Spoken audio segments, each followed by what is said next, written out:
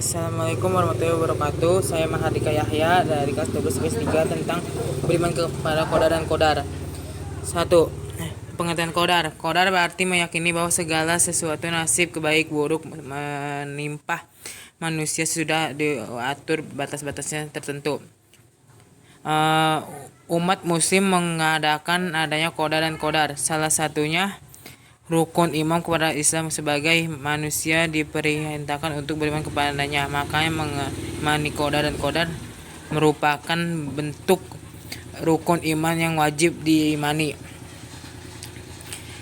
Mengimani qadar dan qadar berarti meyakini bahwa segala sesuatu nasib baik buruk yang menimpa manusia sudah diatur dengan batas-batas tertentu. Umat manusia tidak dapat mengetahui adanya qadar dan qadar.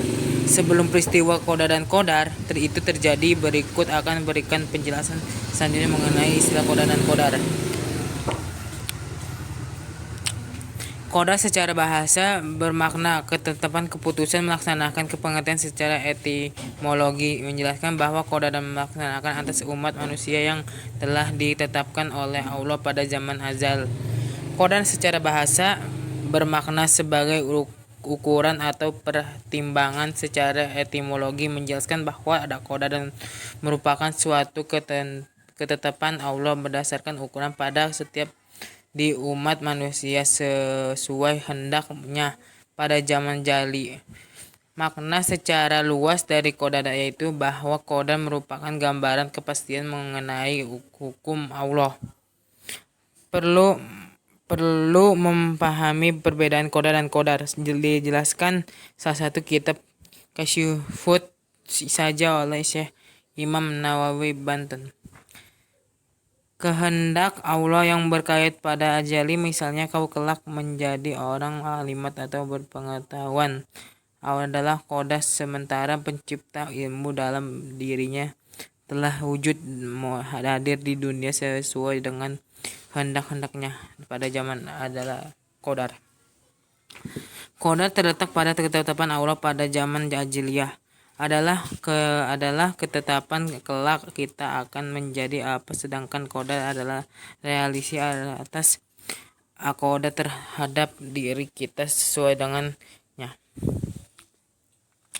Qadar terletak pada ketetapan Allah pada zaman ajali, dengan qadar adalah ketetapan kelak kita akan menjadi apa yang, sedangkan qadar adalah realisasi Allah atas qadar terhadap diri kita sendiri sesuai dengan kehendaknya. Dalam haknya tidak ada sebuah peristiwa yang menimpa ketika merupakan sebablah kebetulan, karena semua sudah menjadi qadar dan qadarnya. Ketentangan mengenai qadar dan qadar tersebut dijelaskan dalam firman Allah berikut. Tidaklah sesuai dengan bencana yang menimpa bumi dan pada dirimu sekalian, melainkan sudah tersurat dalam kitab Allah dahulu sebelum kejadiannya.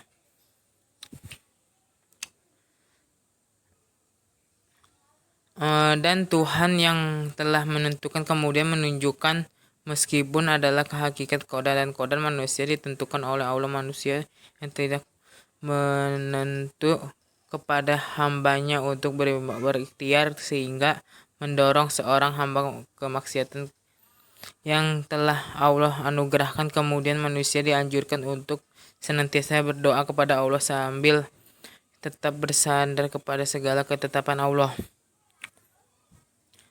Takdir dibagi menjadi dua, yaitu takdir muamalah dan takdir mubram. Sebagai manusia tidak bisa mengetahui namanya, termasuk takdir muamalah, dan takdir mubram. Berikut penjelasan selanjutnya dan takdir muamalah dan takdir mubram. Takdir muamalah adalah takdir muamalah secara bahasa artinya sesuatu yang dipantukan makna berfirmannya. Terdiri muamalah merupakan terdiri dari Allah yang telah bergantung dengan peran serta umat manusia melalui ikhtiar. Manusia diberikan Allah kesempatan untuk berusaha semaksimal mungkin, sedangkan hasil akhirnya akan ditetapkan oleh Allah. Terdapat beberapa contoh peristiwa yang berkaitan dengan takdir muamalah dengan kehidupan manusia, di antaranya sebagai berikut. Jika ingin pandai dan unggul dalam suatu bidang makna, kita harus belajar dan bersuasana lebih keras dibandingkan yang lain, karena mengakibatkan bahaya yang sangat makin, maka kita harus melaksanakan olahraga. Kesulitan biasanya diari dengan giat bekerja kreatif, pantang menyerah ketika gagal, tanggung jawab, dan percaya diri. Supaya kita pandai, unggul, sehat, dan sukses dalam hidup, maka harus berusaha maksimal untuk meraih, bukan diam perasa menunggu nasib.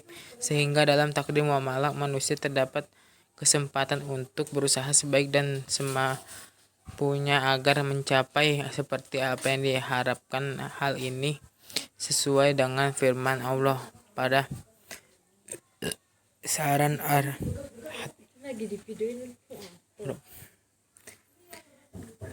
Sesungguhnya Allah tidak akan merubah keadaan suatu kaum sebelum mereka mengubah keadaan diri mereka sendiri.